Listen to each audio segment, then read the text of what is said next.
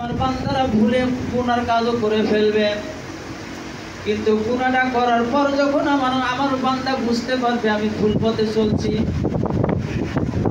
আমার কথা যখন স্মরণ করবে, আমার জাহান্নামের আগুনের কথা যখন স্মরণ করবে, তাদের অন্তরে চলবে। সঙ্গে সঙ্গে যখন আমার আকাশের দিকে আসমানের দিকে তাকাইয়া যদি বলে, আল্লাহ আমি শয়তানের ধোঁকায় পড়ে আমি এই গুনাহটা করেছি, আল্লাহ তুমি দয়া করে আমাকে মাফ করে দাও।